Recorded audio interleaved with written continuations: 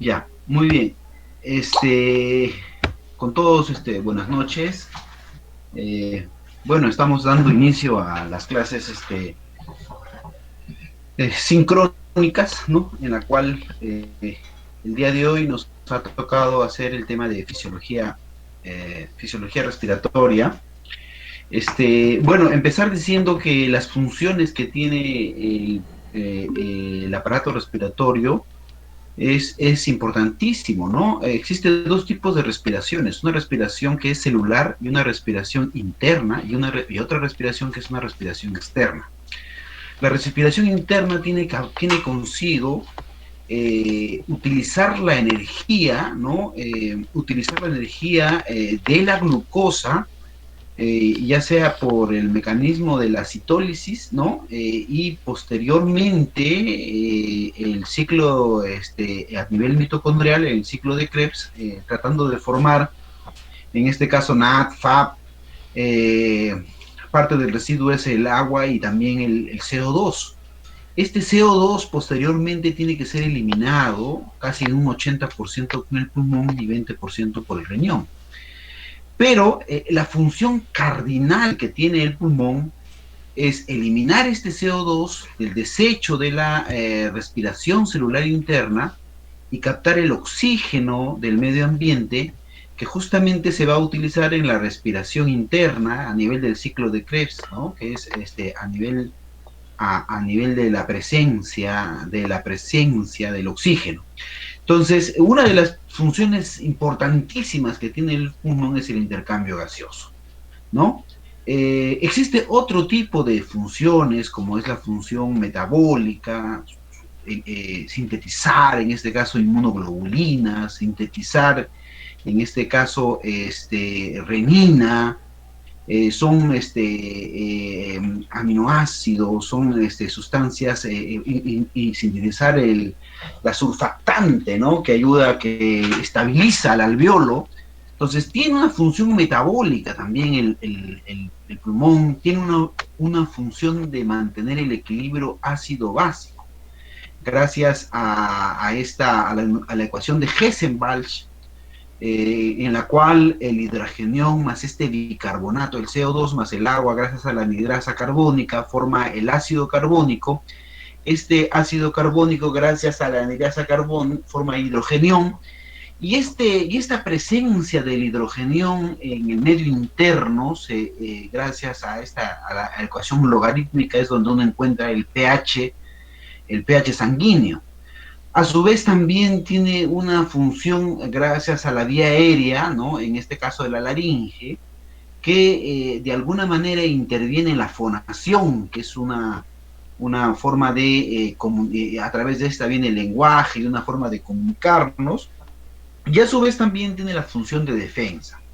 Sabemos que estos cilios, estos vellos que tenemos en la nariz, este moco que recubre toda la vía aérea, de alguna manera cumple la función de humidificar, cumple la función de alguna manera de limpiar la cantidad de residuos o partículas que uno pueda estar inhalando. Entonces, las funciones del sistema respiratorio son múltiples, sin embargo, la función más importante, más cardinal del pulmón es el intercambio gaseoso, ¿no? El intercambio gaseoso es el captar el oxígeno y el eliminar el CO2. Eh, si es que esta función no se realiza, aparece una patología que es una insuficiencia respiratoria, ¿no? La insuficiencia respiratoria, que es una disminución del PO2 o un aumento del CO2 con una presentación de una dificultad para respirar, con presentación de disneas, ¿no? Entonces, esto es la presentación, esta es la definición de insuficiencia respiratoria, pero gasométrica, que puede darse consigo cuando no cumple esta función. Ahora, sabemos que hay una unidad anátomo-funcional, que es el alveolo más el capilar. Una vez que ingresa el oxígeno por la nariz y se va por la tráquea, después a nivel de la carina se divide en broncotronco derecho, broncotronco izquierdo, segmentos, 10 segmentos del lado derecho, 8 el lado izquierdo, 3 lóbulos el derecho, 2 lóbulos el izquierdo, se va dividiendo, llega hasta el bronquiolo terminal, donde es la vía aérea, donde termina la vía aérea. Posteriormente aparecen los alveolos, ¿no? Los bronquiolos respiratorios, los sacos alveolares y los alveolos. Estos alveolos, junto con los capilares, forman la unidad anatómica funcional. Sin embargo, hay que tener siempre en cuenta que hay una unidad que se llama la unidad anatómica, que es el acino. A partir del bronquiolo terminal, todo lo que se divide posterior a desde el bronquiolo respiratorio, todo eso se llama el acino, ¿no? Que es la unidad anatómica del pulmón. Pregunta de examen, pregunta de evaluación, pero para fines de esta clase vamos a ver que esta unidad del alveolo con el capilar, que es la unidad anátomo-funcional, nosotros sabemos que llega el oxígeno ahí. Y el oxígeno, sin gastar energía, sin gastar ATPs, por un mecanismo de difusión pasiva, por una zona de mayor presión a una zona de menor presión, el oxígeno se difunde a los capilares pulmonares. Igual lo hace el CO2. El CO2 se difunde también de una zona de mayor presión a una zona de menor presión. Se difunde de manera pasiva, ¿no? Por difusión simple se llama eso, no gasta energías. En una zona de mayor presión, sabemos que la presión aproximadamente de la presión de oxígeno a nivel del alveolo es de 150. Y la presión a nivel capilar es de 40. Hay una diferencia de 150 a 110. Esa diferencia siempre se da. Siempre se da y si se encuentra uno sobre el nivel del mar. Entonces, este mecanismo se da por difusión pasiva. Ahora, hay un dato importantísimo que les quiero referir, ¿no? Ahora, cuando uno va subiendo a la altura, lo que va sucediendo es que uno va perdiendo la presión barométrica. La presión barométrica, que es la suma de las presiones parciales de los gases que conforman el ambiente. Por ejemplo, el aire que nosotros respiramos está compuesto de nitrógeno, oxígeno, monóxido de carbono, dióxido de carbono, monóxido de carbono, gases nobles, etcétera. Los demás gases, pero básicamente el nitrógeno es el 70%, ¿no? El oxígeno es 20.9, el CO2 es 0.8. El detalle es que, el punto es que las concentraciones y las fracciones son constantes alrededor de la Tierra. Son constantes, permanecen constantes. Lo que varía es la presión barométrica. Entonces, cuando uno va subiendo a la altitud, ¿no? Uno va encontrando que la presión, como la presión de oxígeno es la multiplicación de la concentración por la presión barométrica, vamos a ver que en las alturas la presión de oxígeno disminuye, más no la concentración sigue siendo 0.20, 0.9. Entonces, hay que jugar acá con unas variables que es presión, volumen, temperatura. Nosotros sabemos la ley de los gases, en las cuales para una temperatura constante hay leyes de Boyle, de Guyton, hay leyes de Bohr, etcétera. Existe una serie de leyes cuando la temperatura es constante, cuando el volumen, ley universal de los gases, etcétera. Pero básicamente quiero que me entiendan que hay una presión de vapor que genera el agua, ¿no? Esta presión de vapor de agua es 47. La multiplicación para encontrar la presión parcial de un gas se resta la presión barométrica menos 47 y se multiplica por la fracción. Entonces, sobre el nivel del mar, aproximadamente la presión barométrica es 760. Menos 47, ¿no? Más o menos sale 713. Por 20.9, la presión barométrica aproximadamente sale 150. Y a medida que va entrando el alveolo, va bajando un poco, va disminuyendo, pero llega a esa presión más o menos a nivel alveolar. Entonces, Esta presentación es para mostrarles que hay zonas diferentes. Uno ve que hay altitud donde hay mayor nieve, hay zonas donde está sobre el nivel del mar. El FiO2 siempre permanece constante, eso no varía. Esto resalta lo que acabamos de decir. Sin embargo, vamos a ver, las presiones parciales de los gases se multiplican la constante por la presión. Esto es un dato importante porque en COVID siempre hemos tenido problemas nosotros en fisiología, ¿no? Porque nosotros siempre pensábamos, por ejemplo, cuando me han hecho varias consultas en las cuales nosotros veíamos y decíamos cuánto debe ser la saturación o la presión de oxígeno que debe tener un paciente que está en Pasco. Es decir, el paciente tiene COVID y cuándo le debemos administrar oxígeno. Teniendo la fisiología de esta situación, nosotros podemos entender, ¿no? Podemos entender que es diferente la presión de oxígeno que manejan ellos y la presión de oxígeno que nosotros manejamos. ¿Debido a qué? Debido a que la presión barométrica, cuando uno va subiendo sobre el nivel del mar, viene disminuyendo. Y por lo tanto, la presión es menor. Por lo tanto, los rangos de normalidad son menores. Son menores. Eso es lo que nosotros veíamos cuando llamaban los de Cerro de Pasco, Huaraz, ciudades de altitud. Decíamos, no puedes considerar que una saturación menor de 92 es insuficiencia respiratoria. Entonces, como ustedes verán, sobre el Everest o sobre el nivel del mar, la presión barométrica es mayor, mientras que en las grandes altitudes la presión barométrica baja, es menor. Por lo tanto, la presión de oxígeno. Por eso hay también enfermedades como mal de altura, debido al incremento de altitud que uno va teniendo. Y para eso, ¿no? Uno va encontrando que esas personas, debido a que viven en la altura, debido a esta presión disminuida, hacen cambios anatómicos, ¿no? Hacen cambios. Primeramente, a nivel de la médula ósea, percibe que estamos oxigenando mal. Entonces, comienzan a sintetizar la hemoglobina. Estos pacientes en altura tienen hemoglobinas altas, 15, 16, 18. Además de eso, hacen deformidades en la caja torácica, tórax en tonel. Son pacientes que tienen un pulmón bien hipertrofiado, con los músculos hipertrofiados, debido a que tienen que hacer mayor esfuerzo para oxigenar en la altura, debido a que la presión es menor, por lo tanto, la presión de oxígeno, por lo tanto, ellos requieren hacer mayor cantidad de esfuerzo.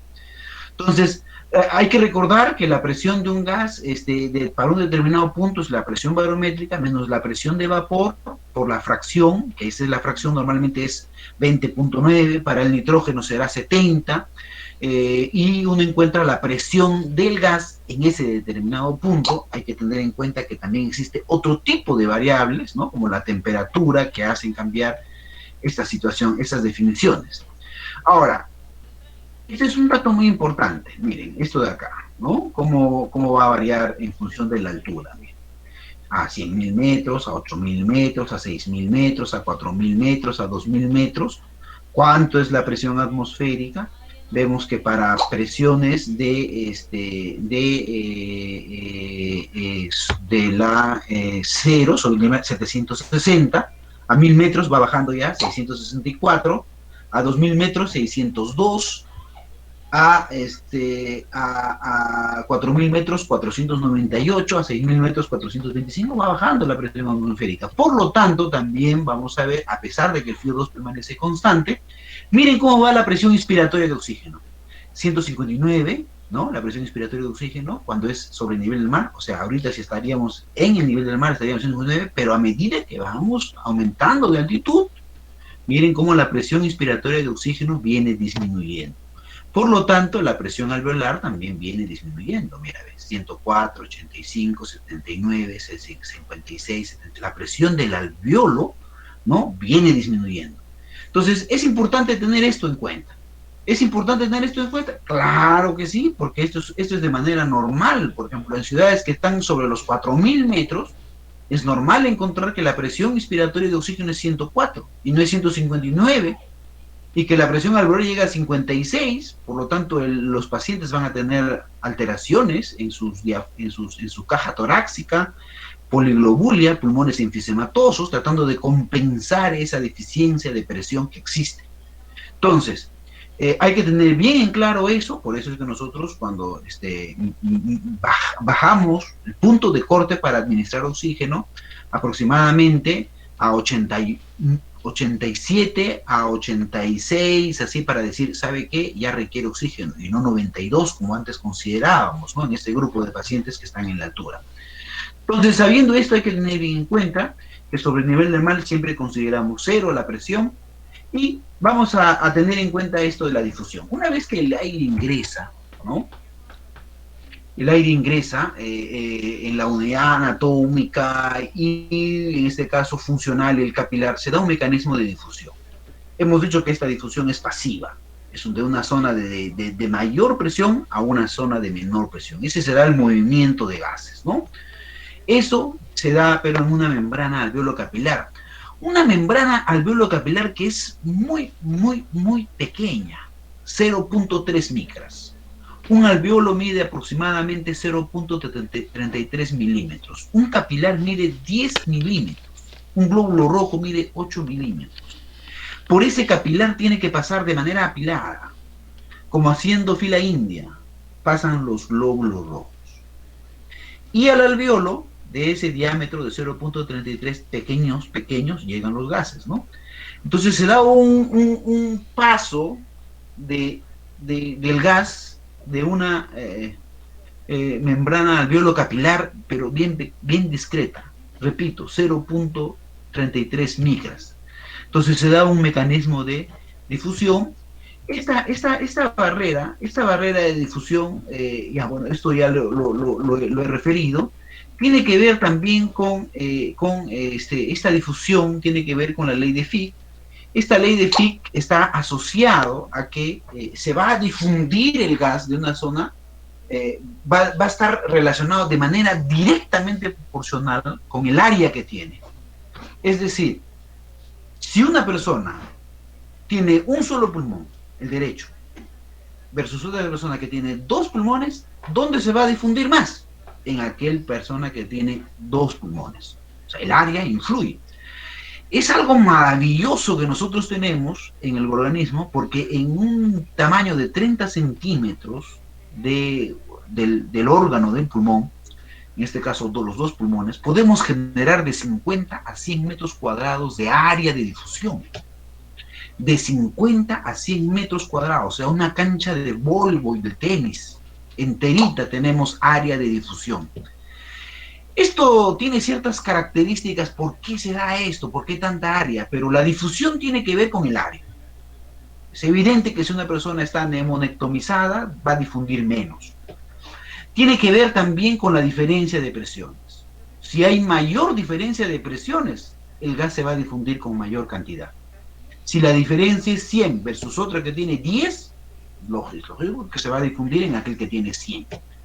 A su vez también tiene que ver con el espesor de la barrera alveolo capilar, ¿no? Si el alveolo está engrosado por una enfermedad intersticial, ¿no?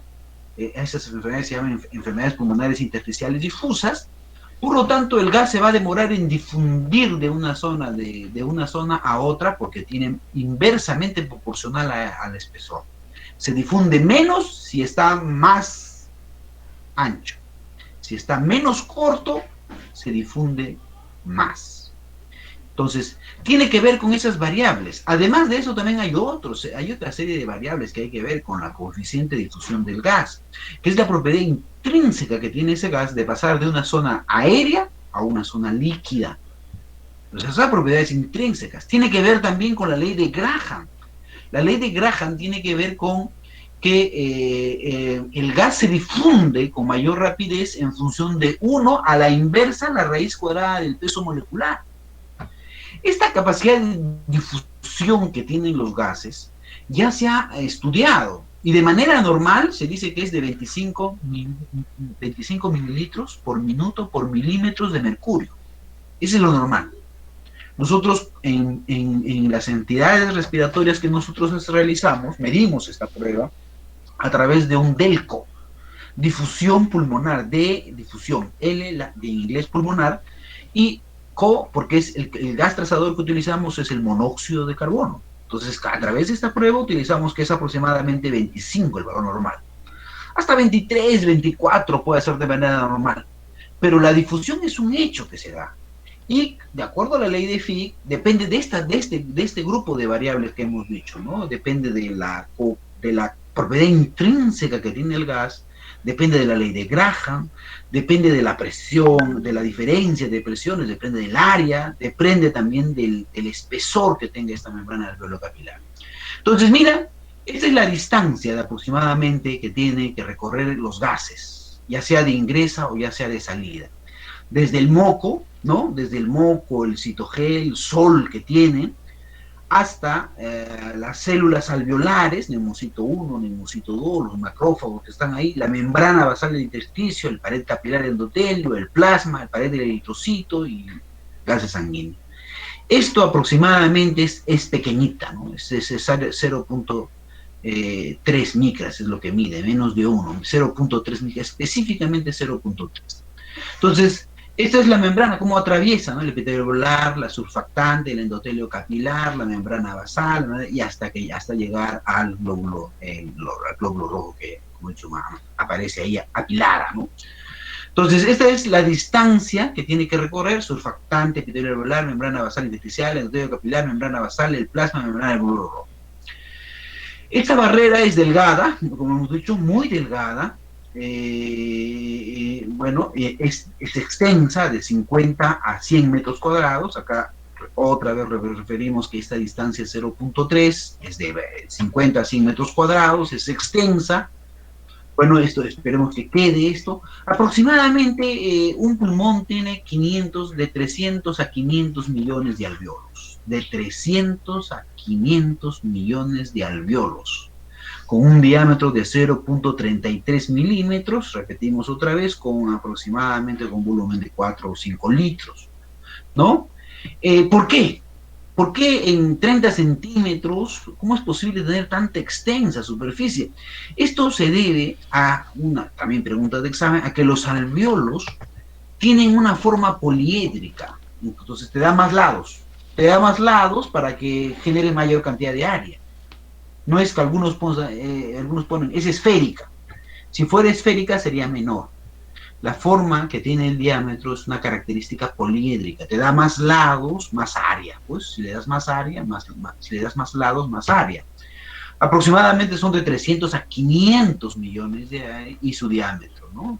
Que le da esa característica de que en una pequeña cantidad de espacio se genere una cantidad de área de 50 a 100 metros cuadrados. Entonces, bueno, repitiendo lo mismo, acá vemos ustedes están viendo acá, ¿no? Un microscopio electrónico, ¿no? En el cual se ve, ¿no? Se ve la mucosa, los alveolos, el alveolo, ¿no? Como una especie de sacos alveolares ahí, y vemos cómo están ahí, cómo está conformado de su morfología, ¿no? Ya, ahora, el intercambio gaseoso hemos dicho que tiene que ver con la ley de Fick, sabemos cuánto es la distancia. Esto tiene que ver con la constancia de difusión, las propiedades del tejido y del gas también. Esa constancia de difusión que hemos dicho que tiene el gas. Esta constancia de difusión va a depender, cuando nosotros vemos la tabla periódica, nosotros evaluamos ahí cuánto de el carbono, el oxígeno, el nitrógeno, el plomo, entonces, no, perdón, los elementos químicos, ahí dice propiedad de fusión, propiedad de fisión, y ahí también está la constancia de difusión que tiene ese gas intrínsecamente. Por tener esa característica, tiene esa propiedad de difundirse. Esta propiedad de difusión tiene que ver, acá como lo estoy marcando, tiene que ver también con dos cosas: la solubilidad que tiene, su propiedad intrínseca de pasar de una zona que es aire a una zona líquida, entre la raíz cuadrada del peso molecular, y a esta se debe al peso molecular, a la ley de Graham, ¿no? Entonces, cuando nosotros evaluamos, miren, sabemos que la constante de difusión depende de la constancia de solubilidad del gas en sangre y la raíz cuadrada del peso molecular. Constantemente te repiten y te dicen que el oxígeno, el CO2 es 20 veces más difusible que el oxígeno. ¿no? Acá le he sacado hasta 24 veces más. Pero, ¿qué quiero decirles con esto? Que según la ley de Graham, pregunta también, ¿quién es más difusible, el oxígeno o el CO2? Yo les diría, como es la raíz entre la raíz cuadrada del peso molecular, entonces si el denominador es más, lógicamente el valor va a ser menos. Entonces el CO2 es 2 oxígenos más el carbono, 16 más 2, 32, más 12, 44. El oxígeno es 16, 32. Entonces, aparentemente, la raíz cuadrada de 44, según la ley de Graham, sería más difusible el oxígeno. Es una situación que quiero que se pongan a pensar, pero según la coeficiente de solubilidad, el CO2 es más difusible. Pero según la ley de Graham, no es así. Ese es un dato importante que quiero que lo tengan en cuenta, ¿no? Para, como parte del conocimiento. Ahora, lo cierto es que efectivamente el CO2 es 20 veces más difusible que el oxígeno, pero más que todo tiene que ver por su coeficiente de solubilidad, no por la ley de Graham, ¿ya? Entonces, las limitaciones entonces que tiene la difusión que se debe dar a un gas tiene que ver con el coeficiente de difusión, la superficie, el espesor y la gradiente de presión que pueda tener este paciente. En conclusión, la tasa de difusión de un gas es directamente proporcional al área e inversamente proporcional al espesor. Eso sí es lógico. Si está engrosado como una fibrosis pulmonar, el gas se va a difundir menos, inversamente proporcional. Si hay mayor área, se difunde más. Entonces, eso sí, no hay que, conclusión, tiene que ver eso. La tasa de difusión es directa proporcional a la diferencia de presiones. Efectivamente, si hay mayor presión, diferencia de presión, si hay mayor diferencia, se difunde con mayor cantidad. Si hay menos, entonces se difunde menos. Si hay menos diferencia de presiones, se difunde menos.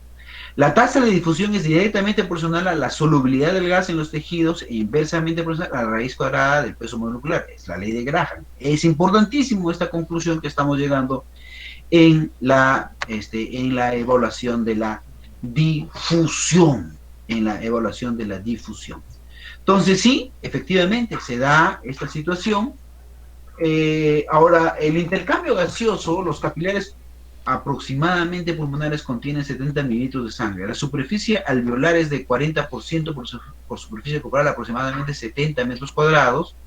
El espesor de la barrera, bueno, eso es lo que ya hemos dicho, 0.3 micras. El glóbulo rojo aproximadamente demora 3/4 de segundo en atravesar el capilar. Aproximadamente un glóbulo rojo atraviesa de 3 a 4 alvéolos en 3/4 de segundo.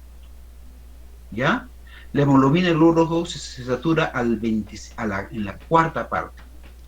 Aproximadamente en la cuarta parte del segundo, el glóbulo rojo ya se saturó, ¿no? Está atravesando, ya se completó ya. Entonces, esto es importante en el intercambio gaseoso y hay que tener en cuenta, ahora lo que voy a comenzar a explicar, ¿por qué?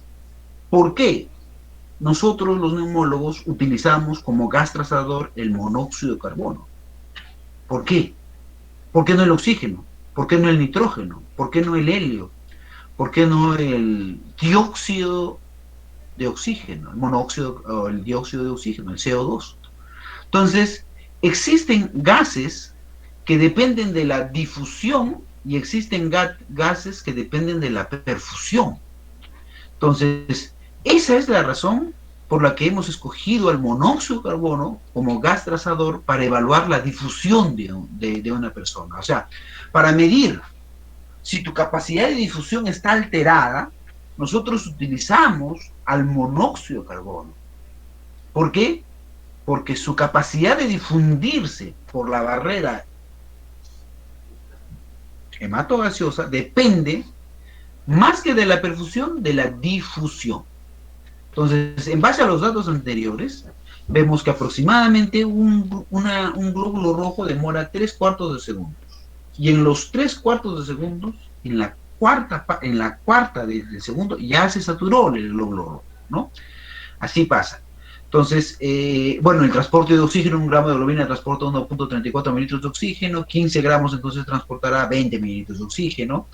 Bueno, esto ya, si 15 gramos en 100 mililitros de sangre, aproximadamente 15 gramos de hemoglobina, 5 litros de sangre transporta 750 mililitros de oxígeno. Creo que Entonces, cuando la presión de oxígeno llega aproximadamente, llega de 149, ¿no? A 104. A medida que va atravesando la sangre que llega, la presión de oxígeno que llega por la parte venosa llega a 40. Hay una diferencia de 100 aproximadamente. A medida que se va difundiendo, va bajando la presión de oxígeno a nivel alveolar y también se va llenando la presión arterial, que luego esta de acá, ¿no? Llega a las cuatro venas pulmonares, pasan al corazón izquierdo, y el corazón izquierdo, el ventrículo izquierdo, es el que bombea todos los tejidos llevando sangre oxigenada. Entonces, esta es la forma. Ahora, también hay que entender que existe chance, ¿no? Existe chance, a veces de manera fisiológica, aproximadamente, existe chance fisiológico de aproximadamente de 5 a 10%, de manera normal, así nació. Hay vasos que hacen contacto de la zona venosa a la zona arterial, ¿no? Sin atravesar un alveolo. Entonces, a eso se llama shunt, o también se llama bypass, ¿no? Bypassear al sistema respiratorio.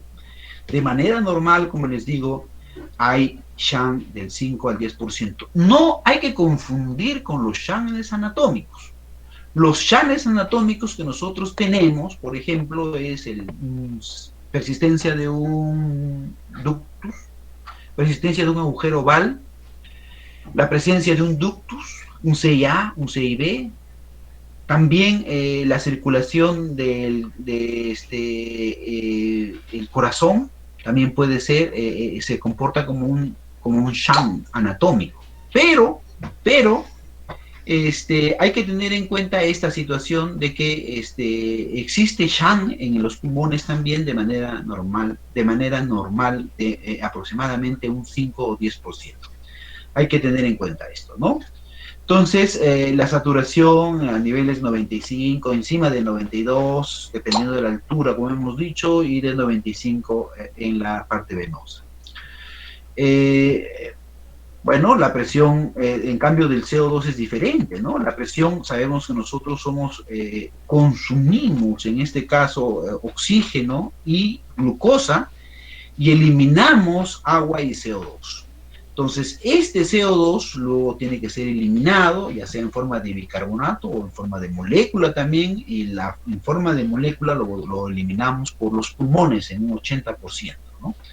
Entonces, barremos nosotros el CO2 de la sangre, barremos, y el CO2 también fuera de, en este caso el alveolo, está bien disminuido, por lo tanto atraviesa y se elimina por los pulmones. Muy bien, acá también vemos cómo se va cargando el PO2, ¿no? Va ingresando, y esta es la presión alveolar. Muy bien, esto tiene que ver con el aire inspirado. Cuando ingresamos, aproximadamente cómo se bombea esto. Ahora vamos a ver cuán rápidamente aumenta la presión parcial del gas en la sangre. Se utiliza 3 gases: el nitrógeno, el óxido nitroso, el oxígeno y el monóxido de carbono. Acá es lo que quiero llegar a esto. Entonces, ¿qué sucede? Que nosotros, cuando utilizamos el gas traslasador del CO2, monóxido de carbono, este monóxido de carbono atraviesa fácilmente, en este caso atraviesa la zona alveolar y capilar, llega a la hemoglobina, se adhiere al mismo, pero ¿qué sucede? No genera un incremento de presión. Al no generar un incremento de presión, ¿ya? Lo que genera es que la diferencia de presiones siempre permanece constante. La diferencia de presiones, al adherirse fijamente a la hemoglobina, a nivel tisular, a nivel sanguíneo, lo que sucede es que la presión no se altera. Por lo tanto, cuando nosotros veamos, vamos a ver esta curva del monóxido. Mira, pasan los segundos, desde que viene atravesando el capilar, el glóbulo, en este caso el glóbulo rojo, y vamos a ver que la presión de oxígeno, comparado a la presión alveolar que tiene el monóxido de carbono, nunca llega a esa presión. Entonces, atraviesa, se difunde. Eso no sucede con el óxido nitroso. Que el óxido nitroso en el capilar pulmonar llega a su concentración rápidamente, menos de 0,2 segundos, en la décima de segundo. Llega, y al llegar, entonces ya por esta diferencia de presiones ya no se difunde con mayor cantidad. Entonces, ¿de qué va a depender que el óxido nitroso se difunda? Va a depender que a nivel del capilar comience a circular con mayor rapidez los glóbulos rojos, la sangre que viene captando el óxido nitroso. Por lo tanto, la difusión del óxido, del óxido nitroso va a depender de cuánto se perfunda y no va a depender de la difusión. Lo que no sucede con el monóxido de carbono, que la difusión del monóxido de carbono va a depender básicamente de la difusión que tenga y no de la perfusión que tenga. ¿Por qué? Porque en ningún momento a nivel tisular la concentración del monóxido de carbono se equipara a la concentración que tiene a nivel del alveolo. Esta es la razón por la cual nosotros hemos tomado al monóxido, en este caso de carbono, al CO, monóxido de carbono, como gas trazador para medir, en este caso, la capacidad de difusión de gas.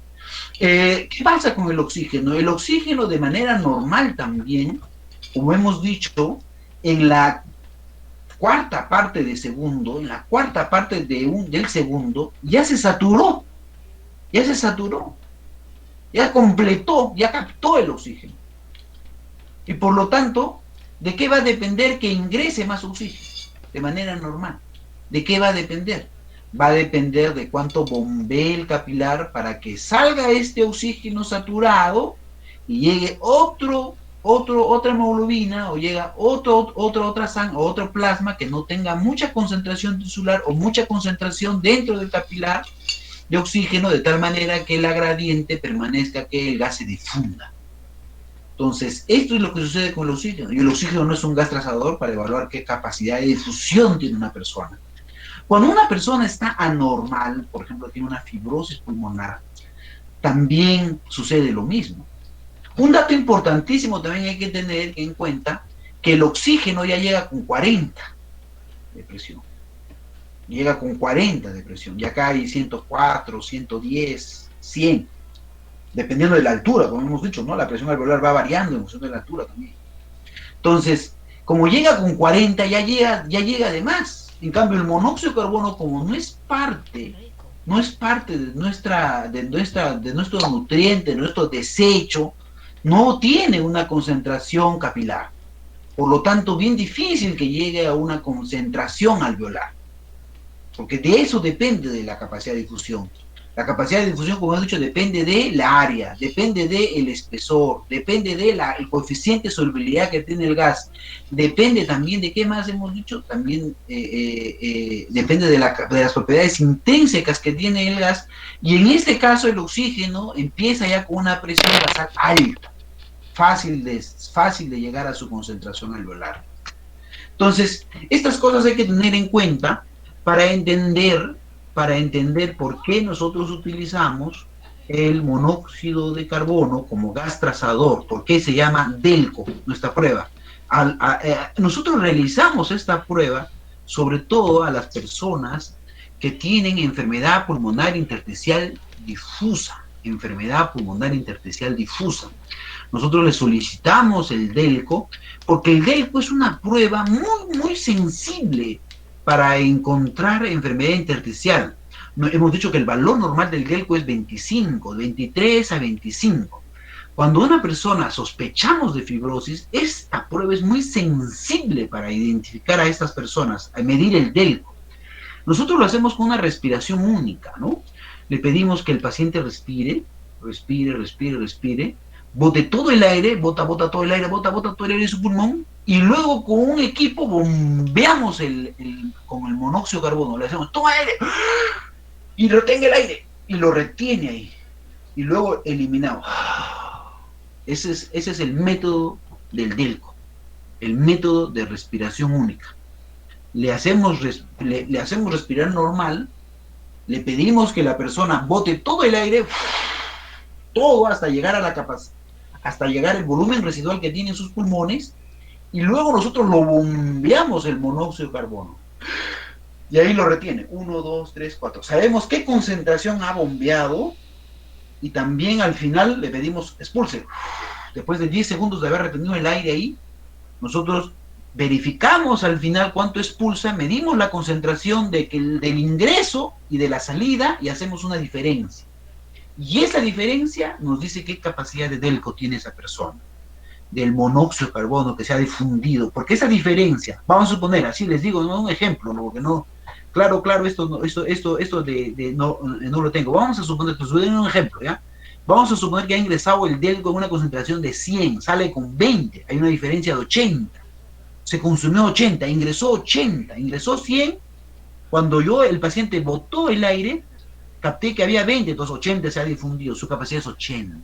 ¿Se dan cuenta? Esa es la idea. Nosotros a los pacientes, para volver a explicar otra vez el delco, cómo realizamos, nosotros le decimos que respire normal, le colocamos una boquilla, respire normal, bota aire, bota todo el aire que pueda hasta llegar al volumen residual, y luego le dice, toma aire, y ahí cuando toma el aire bombea el monóxido de carbono.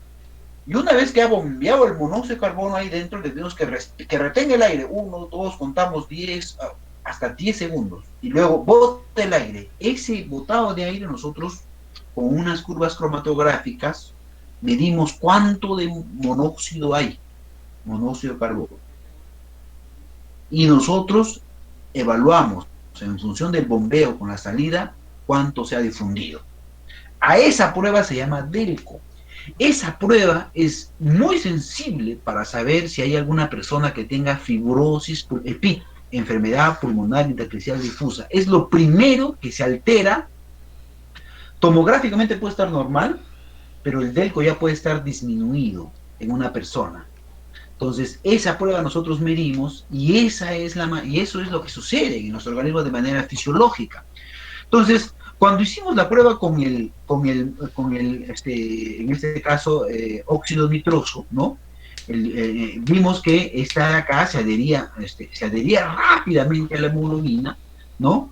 Y generaba que alcance rápidamente la misma presión del alveolo. Por lo tanto, en una décima de segundos nomás alcanzaba.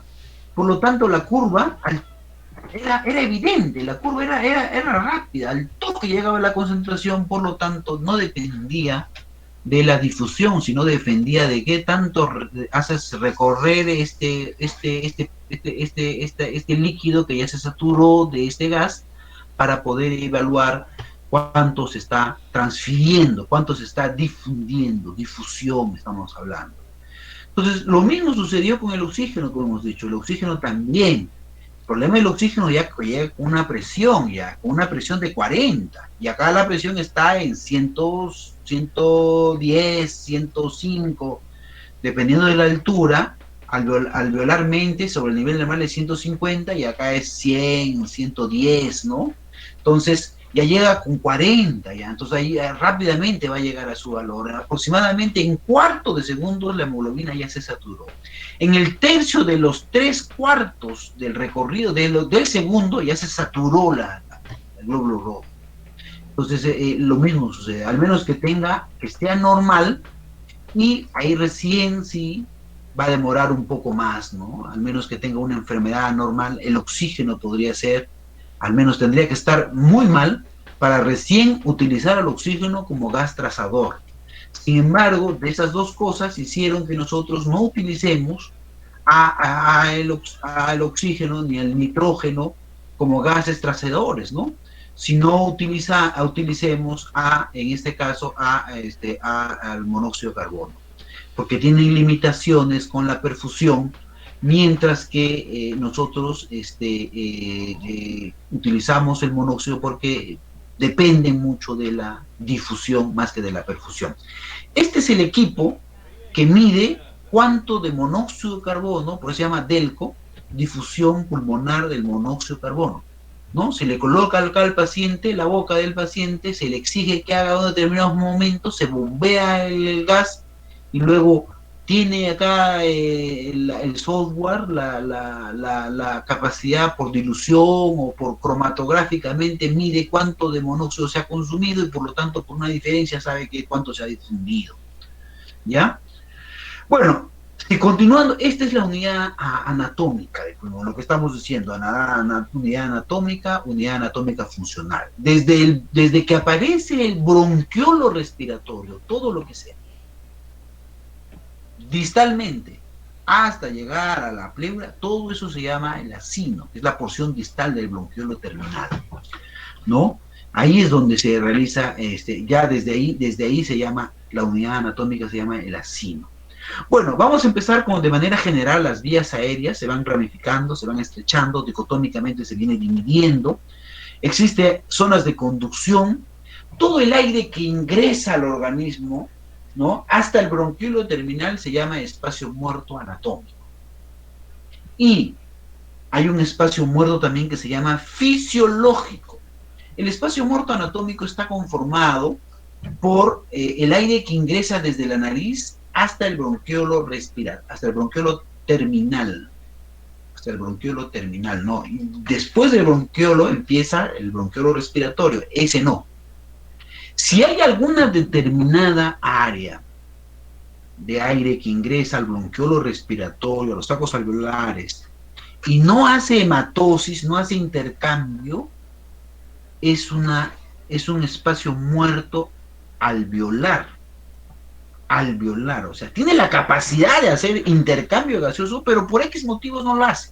Vamos a suponer que tiene una telectasia o tiene un tumor. Llega el aire a ese nivel, pero no hay el capilar, o tiene una tromboembolia pulmonar. Entonces, ese espacio se llama espacio muerto alveolar. La suma del espacio muerto anatómico más la suma del espacio muerto alveolar se llama espacio muerto fisiológico. De manera normal, cualquiera de los que, si todos no tenemos ninguna patología, el espacio muerto anatómico es igual que el espacio muerto fisiológico. Si cualquiera de nosotros tenemos un espacio muerto anatómico y un espacio muerto fisiológico de manera normal. Entonces, ya sabemos que el aire que ingresa a los pulmones y no hace hematosis, viene a conformar el espacio muerto anatómico. Este espacio muerto anatómico es de 150 mililitros aproximadamente. Es importante tener este dato, ¿por qué? Porque las hemoptisis, por ejemplo, nosotros la clasificamos cuando una hemoptisis, una persona bota más de 150 mililitros y es una hemoptisis masiva en un solo episodio, o 600 mililitros en 24 horas. Ya llamamos, porque ¿en base a qué? Nosotros, ¿por qué? Porque el espacio muerto anatómico es 150. Quiere decir, una persona que hace hemoptisis se asfixia, se muere, se asfixia. Quiere decir que si una persona está hemoptizando 150 mililitros, quiere decir que puede tapar su vía aérea. Es como una gelatina gruesa, más densa que la gelatina, y se llena de toda tu vía aérea. El paciente muere asfixiado, ¿no? Se vuelve pálido, cianosis, y hace un paro respiratorio y fallece. Y uno no puede solucionar porque no lo podemos aspirar, porque es como una gelatina más densa. Entonces, ¿qué sucede, doctores? Que nosotros a las hemoptisis, ojo, a las hemoptisis las consideramos como severas en función del valor que tiene el espacio muerto anatómico. Ya si sobrepasa los 150, ya es grave, ¿no? O sea, hay tanto sangrado que ha sobrepasado el recorrido de la vía aérea y por lo tanto puede condicionar a fallecimiento. Entonces, las cantidades de hemoptisis, más de 150 en un solo episodio o más de 600 en 24 horas, son consideradas hemoptisis masivas en función de la presentación del aire que ingresa al espacio muerto. Entonces, como hemos dicho, la zona finaliza aproximadamente en bronquiolo terminal en la subdivisión 16, más o menos. A partir de la subdivisión 16, ya empieza subdivisión 17, donde empiezan los bronquiolos respiratorios, ¿no? Y se sigue dividiendo 16 hasta 23 o 24 subdivisiones, ya donde empieza la área de conducción. Aparentemente la zona de conducción tiene mayor cantidad, 1, 2, 3, 4, 5, 6, 16. Y el 17, el 18, el 19 hasta el 23 son menos. Sin embargo, en volumen, en volumen, representan mayor cantidad la zona transicional más la zona, la zona alveolar, en volumen, de 2.5 a 3 litros. Y la zona de vía aérea representa, no representa menos de 1 litro, ¿no? No representa, solamente representa 150 mililitros el bronquiolo, desde el bronquiolo terminal. Entonces, como hemos dicho, acá está, culmina en la zona de conducción, la división sub-16, ahí empieza la zona transicional y la zona respiratoria. Aparentemente esto para hacerles ver que 2.5 a 3 litros, hasta más quizás también, y la zona de conducción solamente 150 mililitros, o sea, el pulmón está conformado más de zona respiratoria, 16 versus 7, pero sin embargo el otro tiene mayor cantidad de oxígeno, perdón, mayor cantidad de volumen. Ahí se encuentra la zona tensional, bronquios respiratorios, los sacos alveolares, ahí donde se conforman. Hay que tener también en cuenta esta característica, este privilegio, este órgano que hemos creado. Quizás por eso también, miren, nosotros tenemos en el trasplante, tenemos problemas con el trasplante. Avanza tanto la tecnología, vemos que a veces hay muñecos que comienzan a hablar, que comienzan a actuar, que comienzan a hacer, sin embargo todavía no podemos crear, ¿no? Igual yo pienso que cada especialista en su campo no podemos todavía crear nosotros como seres humanos algo parecido a lo normal, a lo que la naturaleza nos ha dado. O sea, no hay esa capacidad de crear eso. Miren, estos datos que les voy a dar son importantes para que ustedes se den cuenta qué característica tiene, las propiedades intrínsecas que tiene el pulmón, de tener este tejido elástico, de tener esa capacidad de distenderse y luego retornar a su fuerza, a su tamaño normal.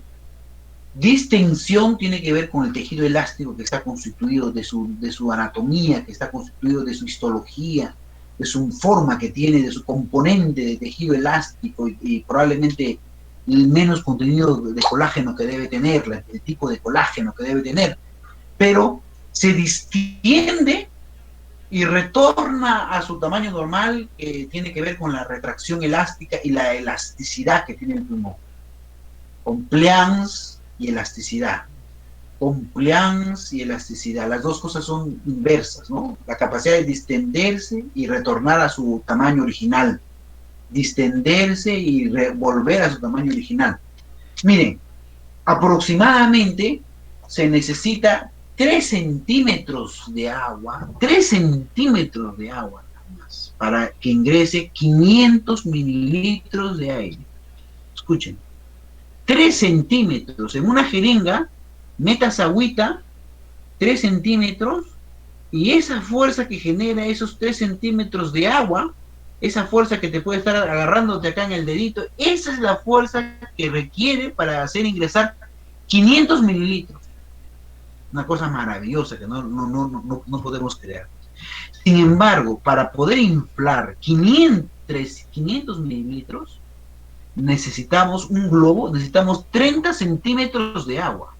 30 centímetros de agua para inflar un globo.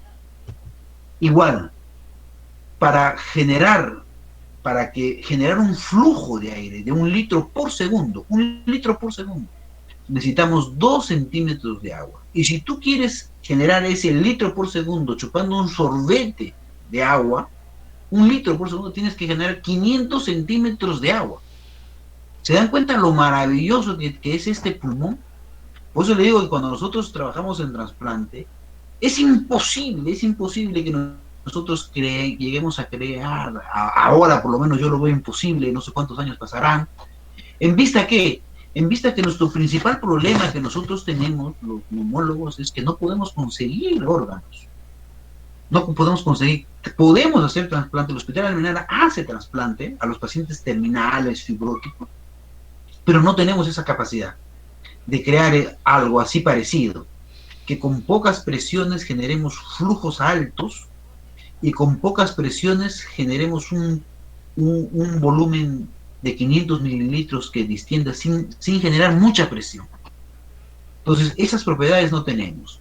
Ahora, hay que entender que no solamente es alveolo, sino también hay una rica red de capilares capilares pulmonares. Acuérdense que el órgano de nuestro organismo que lleva casi el 100% de nuestra sangre es el pulmón. Los demás no llegan. La sangre no llega en un 100%. Llegará en un 10%, 15%, 20%. Pero el pulmón llega al 100%. Entonces, el pulmón es un órgano bien irrigado. Está constituido por una red de capilares que recorren al alveolo, y justamente como hay 500 millones de alveolos y tienen que generar esa unidad de intercambio de 500, que genere una área de 50 a 100 metros cuadrados. O sea, si hay 50 a 100 metros cuadrados de área de alveolo, entonces también debe haber esa cantidad de capilares para hacer la hematosis, el intercambio gaseoso. Entonces, eso también hay que tener en cuenta, ¿no? Que el capilar está constituida de gran cantidad de irrigación y capilares y endotelio para evitar, para generar que el oxígeno pase. Como hemos dicho, el diámetro de este es 10 milímetros, lo suficiente como para que pase un glóbulo rojo apilado, ¿no? De ahí que las hemoptisis es parte frecuente ver en estos cuando se dañan.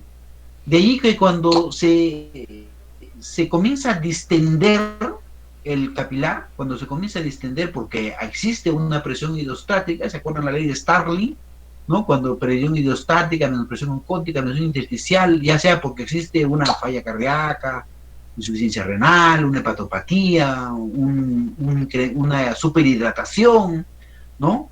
O lo que genera es que distiende los capilares pulmonares, y esos capilares pulmonares se dañan. El edema agudo del pulmón llega a generar un esputo blanquecino sanguinolento, porque el glóbulo está sangrando el pulmón. Ese incremento de presión, de niveles elevados de incremento del plasma, de la sangre que está circulando, va a generar que se extravase, ¿no? Entonces son muy sensibles a la presión, a dañarse, a provocar el estrés capilar, a cambios ultraestructurales. Por eso es que se da pues estas patologías de hemoptisis. El paciente puede liberar cuando hay un daño interiormente, un aspergiloma que está raspando, que está generando invasión de vasos y pueda generar sangrado más adelante. Entonces es un órgano ricamente irrigada. Todo el contenido de la sangre llega al pulmón, tiene que eliminarse el CO2 y tiene que captar el oxígeno. Y también es muy sensible a ser dañada, por lo delgada que es, por lo frágil que es. Aproximadamente podría haber de 18 millones de capilares, 280 millones de capilares, con los 500 millones de alveolos que debe haber, de 500 a 1000 capilares por alveolo, de 500 a 1000 capilares por alveolo.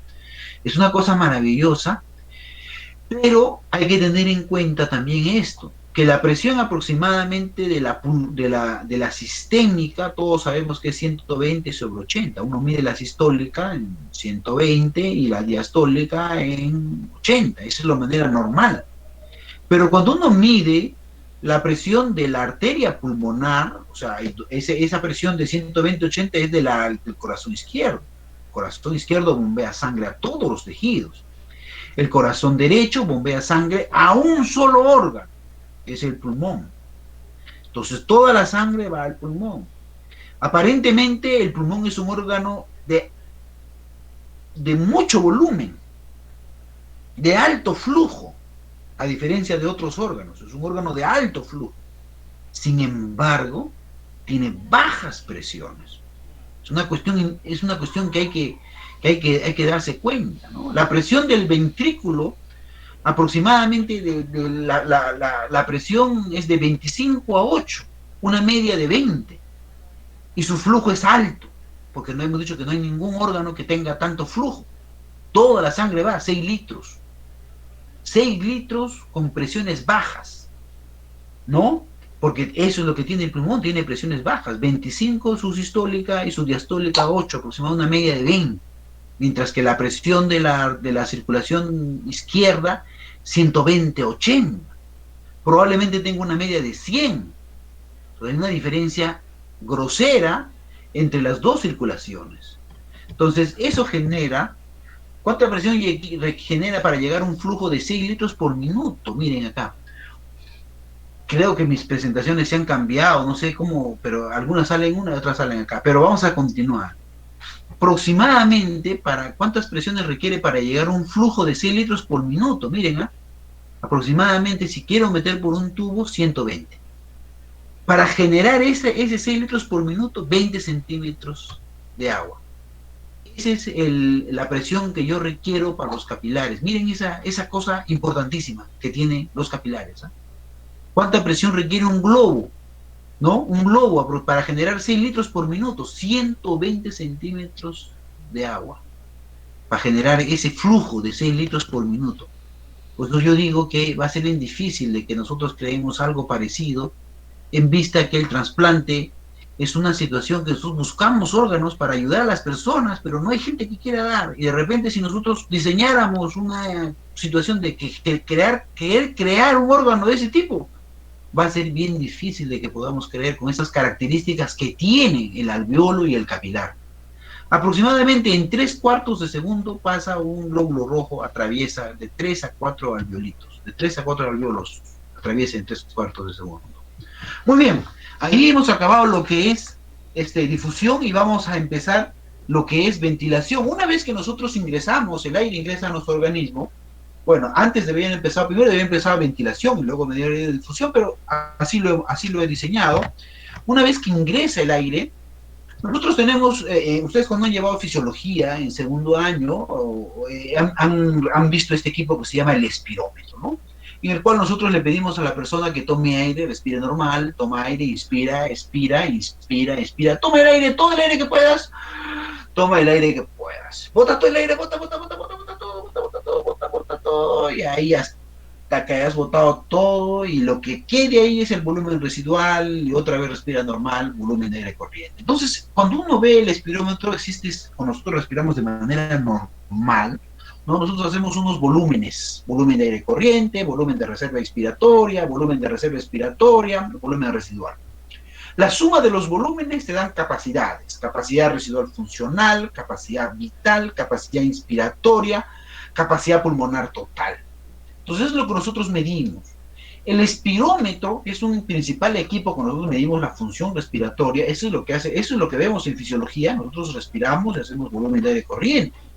Y también cuando utilizamos musculatura accesoria, además del diafragma y el músculo intercostal interno o externo, nosotros lo que vemos es que hacemos nuestras reservas, ¿no? nuestro volumen de reserva expiratoria, volumen de reserva inspiratoria, y ahí nos damos cuenta que había un volumen residual. Entonces ese es de lo fisiológico, y esos son los volúmenes que nosotros manejamos. Pero hay que tener en cuenta que cuando nosotros medimos con un espirómetro simple no podemos medir 3 cosas, básicamente, de esos que hemos nombrado. Uno, que es el volumen residual. No podemos medir el volumen residual. Entonces, al no poder medir el volumen residual, no podemos medir la capacidad residual funcional. Al no poder medir la capacidad residual, no podemos medir la capacidad pulmonar total. Para eso hay que utilizar otro tipo de instrumentos para poder medir. Entonces, en la ventilación vemos que existe un movimiento de aire, de volúmenes, ¿no? Que nosotros de manera normal y frecuente, siempre utilizamos para poder captar el oxígeno y barrer el CO2, es el volumen de aire corriente. Y cuando hacemos ejercicio, estamos estresados o que requerimos, tenemos nuestras reservas, y ahí entramos a tallar, cómo esto de acá es muy importante, y lo he sacado del West, cómo se mide estas capacidades. Podemos utilizar a través de, entonces, yéndonos a la situación de cómo poder medir esto, lo que no puede medir el espirómetro, ¿ya? Esto se llama la capacidad residual funcional, o también medir la capacidad pulmonar total. Se utiliza una técnica de dilución. Hay una persona, hay un gas que tenemos la concentración X y un volumen X, tenemos cuánto mide este volumen, tenemos cuánto mide este volumen en U, y está cerrado la boquilla. Entonces le pedimos a la persona queremos saber cuánto de volumen 2 tiene.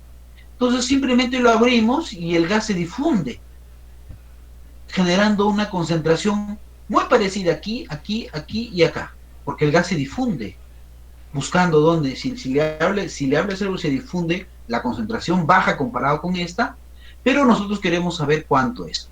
Utilizando la técnica de dilución podemos saber cuánto es el volumen, cuánto es la capacidad pulmonar total, que es uno de nuestras incógnitas que no lo podemos medir con el espirómetro. Entonces, esto es el método de dilución, para eso sirve, para ver la capacidad residual funcional, la capacidad pulmonar total o el volumen residual. Entonces, para eso utilizamos el helio. El helio es una capacidad de concentración, es una fórmula, como hemos visto acá, que eso ustedes lo pueden ver. Nosotros tenemos también este equipo del Delco, el helio, el helio que también utiliza. También vemos el pletismógrafo, que es otro equipo que también mide la capacidad pulmonar total. Este equipo tiene que ver con la ley de Bohr, la ley de Bohr.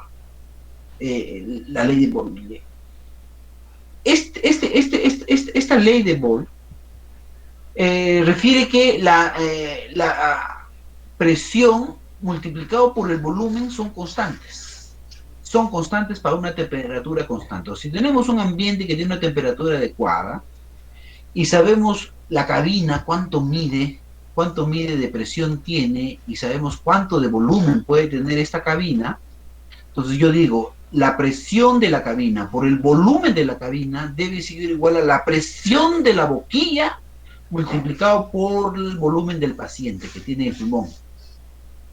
Entonces, esta ley de Bohr,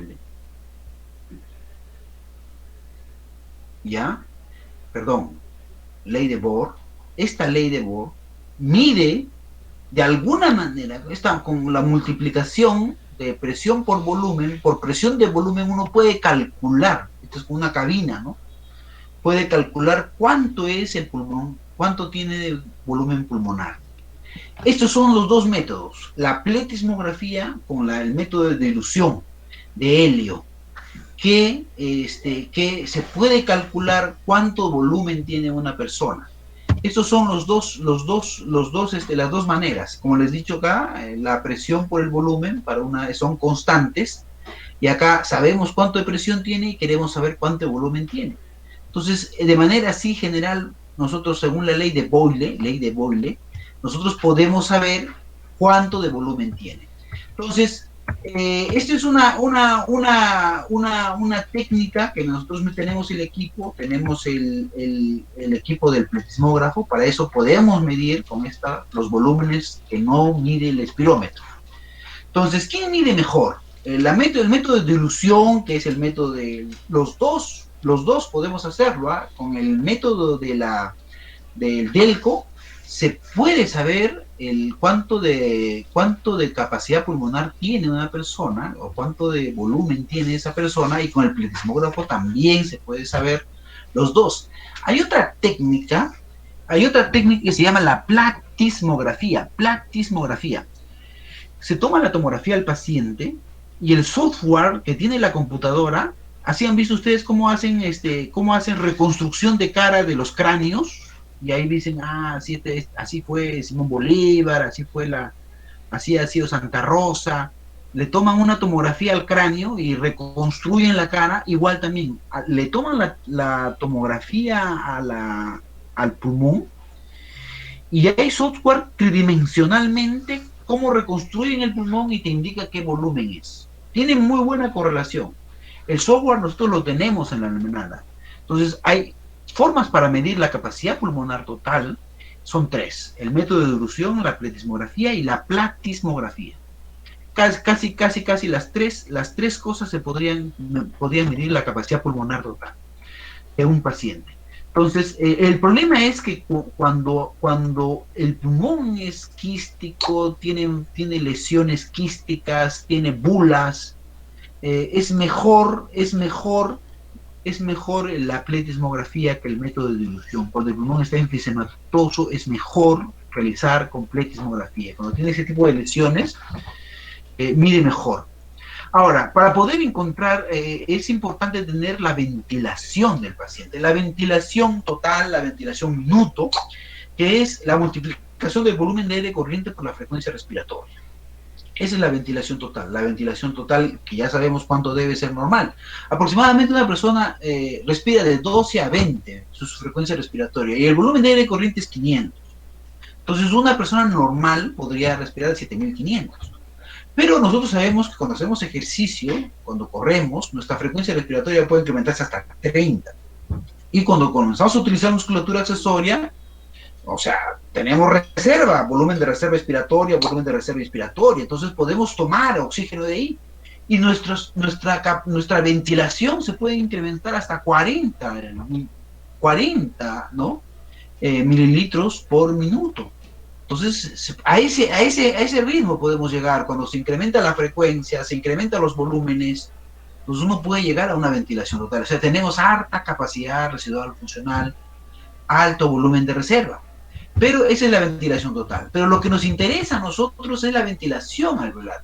¿Por qué nos interesa la ventilación alveolar? Porque esta ventilación alveolar tiene mucha correlación con la presión de CO2. Acuérdense que el pulmón es el órgano que elimina CO2, monóxido de carbono. ¿Qué pasa con la ventilación alveolar? Nosotros sabemos que existe, de estos 500 mililitros que ingresa, existe un espacio muerto anatómico. El espacio muerto anatómico que es aproximadamente 150. Si nosotros restamos 500 menos 150 me da 350. Este 350 es el volumen alveolar. Es el volumen alveolar que sí llega al alveolo y puede hacer hematosis. Y así como hace hematosis, o sea, deja el oxígeno, pero lleva el CO2. Entonces, de manera real, esta ventilación alveolar sí está bien relacionado a la presión de CO2 en la sangre. Entonces, pero hay que medirla.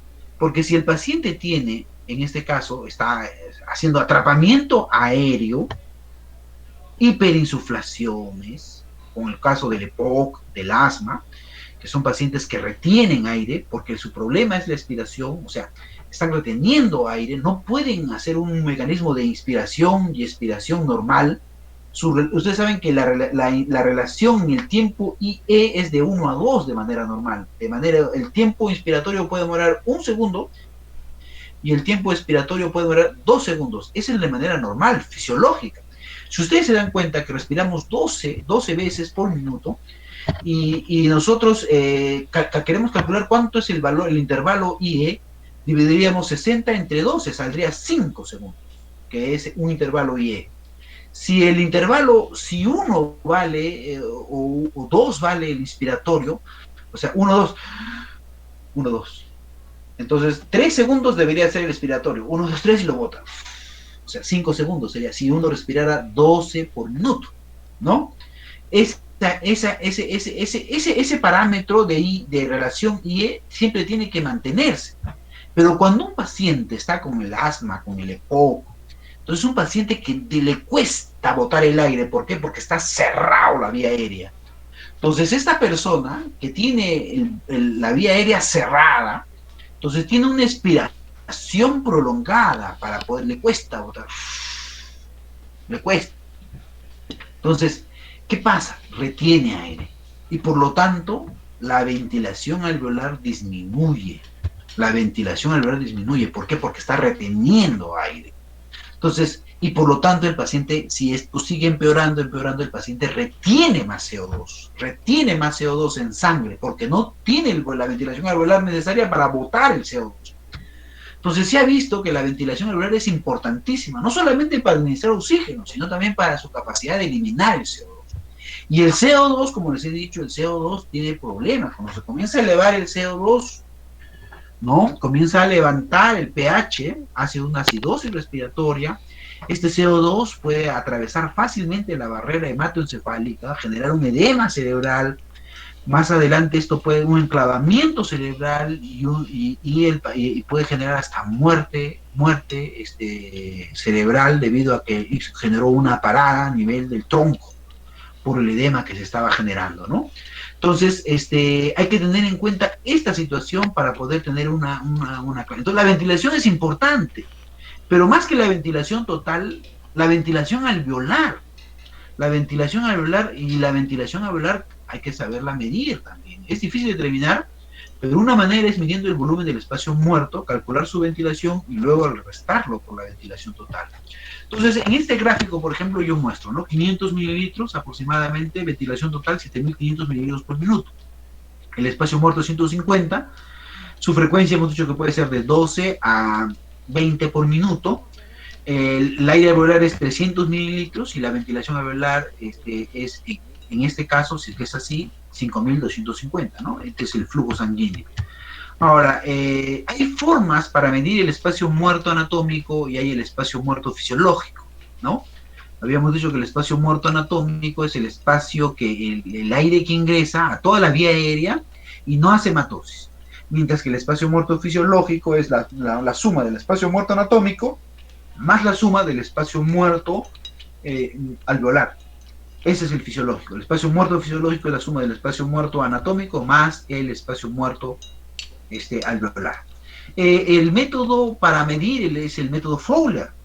El método Fowler consiste en que a una persona le haces respirar bastante oxígeno al 100%, ¿no? Y posteriormente, una vez que has barrido todos los gases, ¿no? El CO2, el nitrógeno. Entonces, una vez que tú dejas de respirar el oxígeno al 100%, lo que queda dentro de su pulmón es un espacio muerto, es el espacio muerto, es el espacio muerto anatómico, ¿no? Lo que queda posteriormente, ¿no? Uno ve que cuando va saliendo, vas marcando la concentración del nitrógeno y te das cuenta que hace una meseta. Uno va midiendo cuánto va incrementándose y luego va bajando. Bueno, de manera cromatográfica se puede medir el espacio muerto anatómico. Esto es lo que le estaba refiriendo, ¿no? La concentración de nitrógeno hace su meseta y uno encuentra cuánto es el espacio muerto aproximadamente anatómico.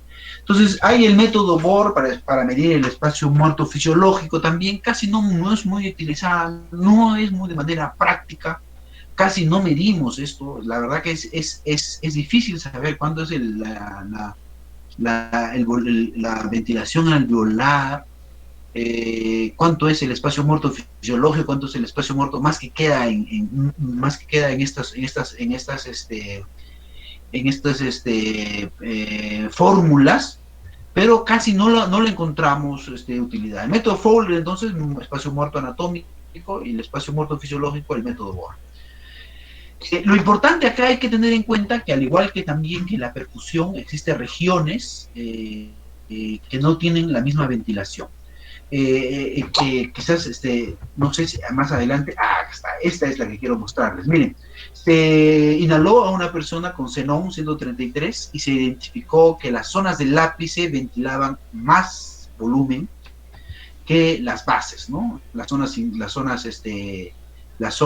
inferiores ventilaban más, porque cuando comenzó a inhalar el xenón, las zonas inferiores captaban mayor tipo de radiación xenón.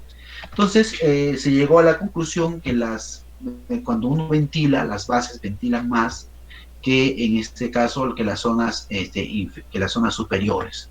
Entonces, no existen regiones que uno, en función de la gravedad, las zonas de mayor declive ventilen mejor que las zonas más altas. Eso se demostró haciendo la inhalación de xenón radiactivo, ¿no? Entonces, esto es importante saber que si nosotros ponemos tubos acá, se ventilan más, van disminuyendo progresivamente desde las bases hasta el ápice. Ahora, vamos a ver acerca de lo que es perfusión. La perfusión sanguínea, la resistencia vascular pulmonar y la vasoconstrucción hipóxica. Como hemos dicho, las presiones en la circulación pulmonar son bajas. Eso sí hemos dicho, una media de 15 o 20 y la media es de 100 aproximadamente. Son bajas, una media de 15, variando la sistólica de 25 a 8. Eso ya hemos dicho ya. Es 6 veces más la sistémica que la pulmonar, aproximadamente 6 veces más. Eso sí se ha visto. El corazón izquierdo es el que bombea a todos los órganos y el corazón derecho bombea al pulmón. De ahí que son, como generan menos presiones, la arteria pulmonar anatómicamente es delgada, parece una vena, mal llamada arteria, ¿no? Porque parece una vena, tiene poco músculo. Sin embargo, las 4 venas pulmonares, como generan mucha presión, son de pared grueso y abundante músculo liso, ¿no? Entonces, pero hay que tener en cuenta que, ¿qué sucede? Que existen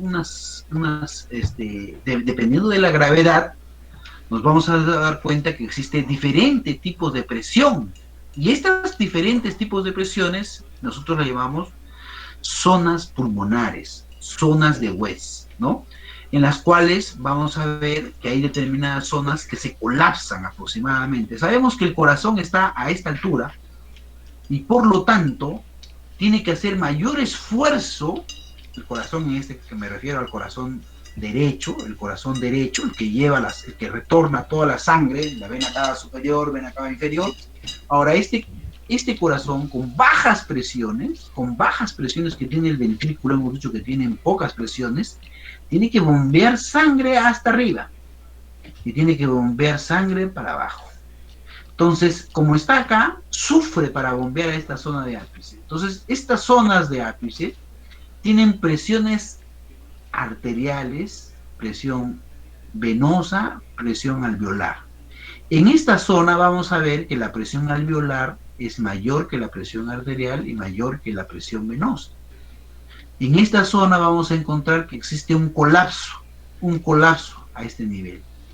Si es que esta persona, por ejemplo, tiene una hemorragia, está chocado, esta zona se ve más todavía marcada, porque tiene poca sangre, está con hemorragia, está chocado, ¿no? Entonces, estas zonas se comportan como la unidad anátomo-funcional, que es el alveolito con el capilar. Si no está circulando sangre, ¿cómo se transforma? Se transforma como un ¿qué? ¿Un shan? ¿O qué? ¿O un espacio muerto? Como un espacio muerto. ¿Por qué? Porque el aire llega y como no hay sangre, no hay circulación, así como ha llegado se va. Porque está colapsado. Se comporta como un espacio muerto esta zona del ápice cuando el alveolo está con mayor presión que la presión arterial, mayor que la presión venosa. Entonces, cuando están con hemorragias, con shock, o también cuando también le estás utilizando ventilación no invasiva. Cuando le colocas ventilación no invasiva, estás colocando como si colocaras un jeringazo al paciente, una jeringa grande, le estás colocando aire con mucha fuerza, estás distendiendo más los alveolos y estás generando mayor presión que la presión arterial y mayor que la presión venosa. Entonces, existen diferentes distribuciones de perfusión en el pulmón, como hemos dicho, y eso tiene que ver con presiones en la arteria, la vena y el alveolo y con la gravedad que tenga la persona. ¿Cómo se produjo eso? Cuando también con cianuro radioactivo se llegó el cloruro, se llegó a inyectar a la vena y se encontró que también la zona de las bases eran los que se perfundían más. Y también anteriormente habíamos dicho que la ventilación era mayor en las bases y menor en el ápice. Pero ¿qué sucede? Siempre, esto también es una pregunta de examen, siempre nos han dicho que la tuberculosis es una micobacterium tuberculoso, es aerófilo y siempre se va al ápice. Y en el ápice entonces hay mayor ventilación. No es así. La relación ventilación-perfusión en el ápice es de 3.1. La relación ventilación-perfusión, o sea, la ventilación relacionado con la perfusión es de 3 veces más ventilado que perfundido. Y va bajando, 3, 2.8, 2.6, 2.7, 0.1, 0.9, 0.8. Acá se invierte la relación, pero de hecho que en los dos, tanto la perfusión como la ventilación, es menor en el ápice y mayor en las bases. Tanto la ventilación como la perfusión, y eso se ha demostrado utilizando sonido radioactivo, ya sea inyectable o ya sea ventilando, eso lo hace, estos análisis sí lo hacemos en estudios gamagráficos, o sea que en los hospitales lo hacemos de perfusión o de ventilación, ¿ya? Entonces, sí se puede calcular y la relación ventilación-perfusión es mayor en el ápice. De allí la preferencia del Mycobacterium de la tuberculosis, no una TB primaria, sino una TB secundaria. La TB primaria generalmente tiene que ver con las zonas subpleurales, en las bases o lóbulo medio. Acá es donde se da la lesión de la TB primaria, ¿no? Cuando una persona nunca ha tenido TB, inhala y el bacilo ingresa y se llega. Una vez que el bacilo atravesó el sistema sanguíneo, atravesó el sistema linfático, o por la arteria o por la vena, que tiene dos circulaciones y también tiene un sistema linfático, llegar a los ganglios y busca un órgano donde quedarse el micobacterio, en el pulmón se va a quedar en el ápice, que se llama una TB secundaria. ¿Por qué? Porque acá hay mucha ventilación comparada con la perfusión. Por eso hay mayor aireación que la perfusión. La relación es 3 y acá en las bases es la relación 0.8. Entonces, esa es la razón.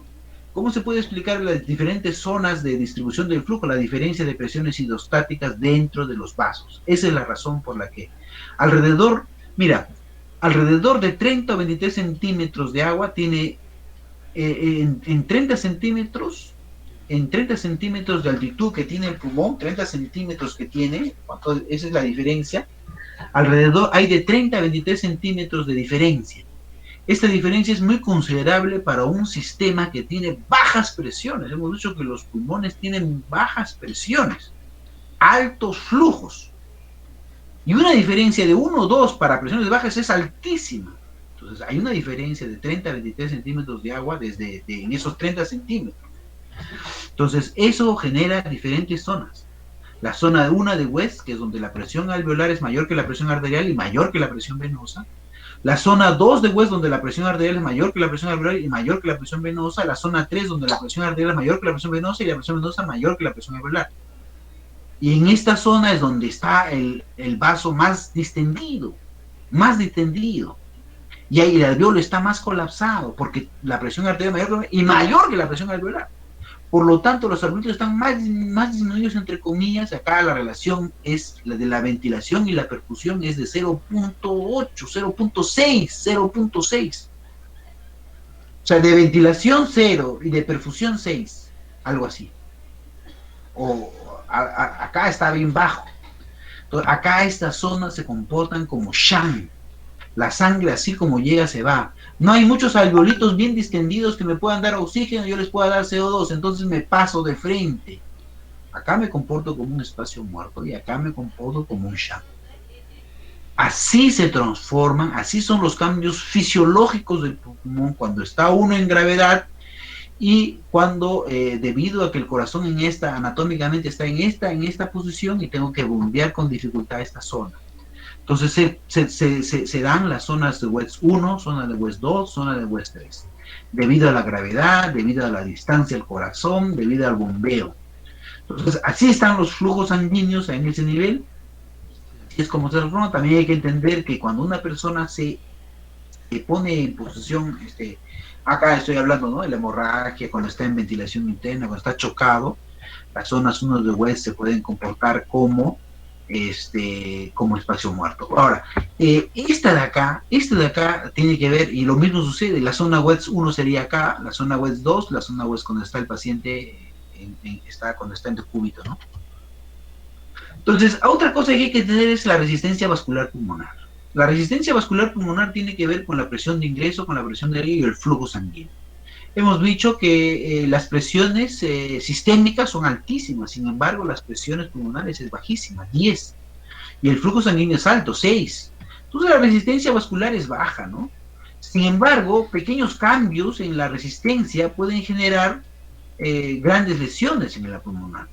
Lo normal es de aproximadamente 250 dinas por segundo, por centímetros a la quinta. Esa es de manera normal la resistencia. Eso sí se puede hacer. Hay un catéter que se llama un catéter Swan-Ganz, que se coloca por la, como si estuvieras encontrando una, coges la vena cava, la yugular, y llegas al corazón, el brachiocefálico, coges, o en este caso llegas al corazón derecho, pasas la aurícula, llegas a la aurícula, al ventrículo derecho, pasas al ventrículo derecho, pasas a la arteria pulmonar y ahí puedes inflar un balón y mides la presión cuña. Esta presión cuña,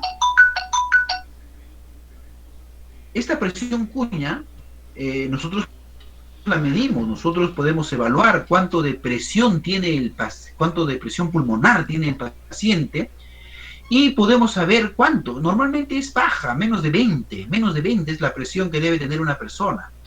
Cuando esta presión que nosotros medimos, la presión media de la arteria pulmonar, la presión cuña, también la llamamos, nos hace diferenciar del distrés respiratorio. Esta complicación que hace el COVID, esta complicación que hace el ARS, ¿no? Síndrome de dificultad respiratoria de adulto, versus una congestión pulmonar. Por ejemplo, si es que la persona está haciendo, si uno mide la presión en cuña, ¿no? Uno ingresa al corazón derecho y llega a la presión de la arteria pulmonar, infla el CAF y encuentras una presión de 40. Entonces, lógicamente que tienes que pensar en una congestión pulmonar, porque tiene ahí un problema, ya sea un mecanismo hidrostático o que está generando un incremento de la presión, y no tiene que ver mucho con el pulmón en blanco que se está generando por un distrés. Para un distrés tiene que ser menos de 20. Si tú la presión en cuña la encuentras en 15, en 12, entonces probablemente el problema del pulmón en blanco que tú encuentras no se debe a un edema agudo intersticial o un edema alveolar, sino se debe a un ARS, a un distrés respiratorio del adulto, de que es un proceso inflamatorio que se está dando en el pulmón. Entonces, para eso sirve la resistencia vascular, para eso sirve para la presión en cuña. Nosotros evaluamos así, ¿no? Entramos al aurículo ventrículo, ingresamos acá y pedimos cuánto es la presión. Ahora, la resistencia vascular disminuye debiéndose aumentarse. ¿Por qué esta paradoja? Lo que nosotros vemos es que, debido a los grandes volúmenes, es que el pulmón tiene estos vasos pulmonares tienen la capacidad de ensancharse, dilatarse, como mecanismo de defensa para mantener esta presión baja. Se ensanchan cuando se incrementa, y a incrementar su diámetro bajan la resistencia. Y también tiene otro mecanismo de reclutamiento. Recluta vasos que no están muy distendidos y comienzan a trabajar. Acá es donde veo, mira. Había vasos que no estaban perfundiendo y comienzan a dilatarse. Recluta capilares que no estaban funcionando y los dilata. O en este caso tenían un diámetro de 1 y ahora tienen diámetro de 2, se van distendiendo. Estos son los principales mecanismos que tiene el pulmón para mantener presiones bajas. Presiones bajas que ya si siguen pueden generar lesión, pero el pulmón tiene esa característica, ¿no? De distenderse y también de reclutar para mantener bajas presiones. Eso es lo que genera. Otra característica que tiene el pulmón es que también cuando existe alguna lesión, vamos a suponer que existe una lesión postsecular de tuberculosis en el ápice. Por lo tanto, esa lesión de ápice no tiene alvéolos, tiene cicatrices, ya no hacen hematosis, ya no tienen los alvéolos que se distienden, que generan el intercambio gaseoso.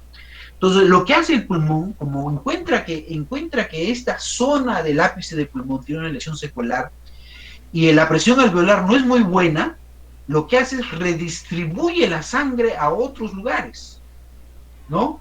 Redistribuye la sangre a otros lugares donde puedan hacer hematosis. Ese control circulatorio se llama vasoconstricción hipóxica. Cuando la presión alveolar está alto, se vasodilata. Cuando la presión alveolar está baja, hace una vasoconstricción potente, como diciendo, como está abajo acá, no ingreses acá, vete a otro lugar para que hagas la hematosis, hagas mejor recambio. Existen mecanismos para vasodilatación y para contracción. Estos están acá, ¿no? Vasoconstrictores potentes, endotelina, ETD1, tromboxano a sub 2, la zona de acción músculo liso, por incremento del caróxido nitroso. Acá están los factores que afectan la resistencia vascular, aumentan o disminuyen, pero esta es la razón, estas son las razones por las cuales uno aumenta la vasoconstricción o disminuye la vasoconstricción. Esos son los mecanismos por los cuales se regula la resistencia vascular. Otras funciones de la circulación pulmonar es intercambio gaseoso, actúa como reserva de sangre, reduce la resistencia vascular y filtra los coágulos. Muy bien, eso es todo. No sé si tienen alguna pregunta.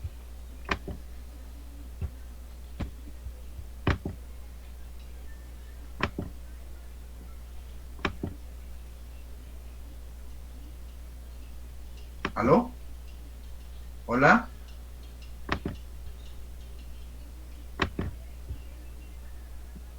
Hola, no sé si tienen alguna pregunta.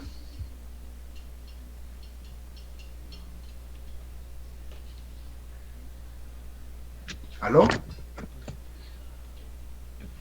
Doctor, disculpe, hay una pregunta en el chat que un compañero hizo. La leo. Doctor, buenas noches. ¿Cuánto es el nivel normal de saturación en altura? ¿Hay un umbral de metros sobre el nivel del mar que se tome en cuenta? Mira, sobre el nivel del mar, yo he estado haciendo varias búsquedas porque la gente me comunicaba, ¿no? Sobre los 3000 o 2800, ya hay que considerar, encima de los 2800 o 3000, ya hay que considerar que la presión, que la saturación es menor de, mira, considerábamos hasta 89, 87, ese es el punto para darle oxígeno ya, si tienen ese nivel de saturación. Sobre menos de ese nivel, estamos hablando de 1800 a 3000, menos de eso ya se considera de 92 para abajo, ¿no? 90, 92 ya hay que darle oxígeno.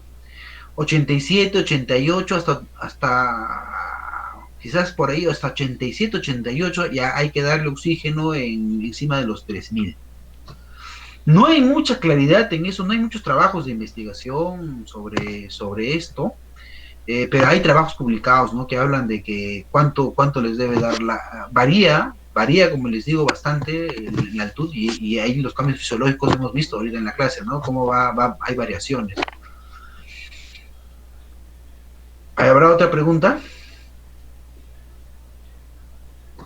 A veces, pues, dentro del kit del manejo de los pacientes COVID, estaba, pues, medir la saturación, pero el punto estaba que tú no podías considerar a uno que estaba en Cerro de Pasco, a uno que estaba a una altitud encima de los 3000, por ejemplo, decir ya está saturando 92, y tú decías, 92 es normal, pues para la altura que él tiene, 3000 está bien, ¿no? Que todavía no le pongas oxígeno. Entonces, la mayoría, pues en sus casas ahora tienen un saturómetro, entonces siempre preguntaba a qué altitud estaba la ciudad, que me estaban llamando por teléfono para ver si le íbamos a administrar oxígeno o no oxígeno. Entonces también varía la cantidad de la presión de oxígeno en alveolar y también arterial, ¿no? No es lo mismo. Si es que te hicieran en la consulta no con un saturómetro, sino también con una gasometría. También cambia, ¿no?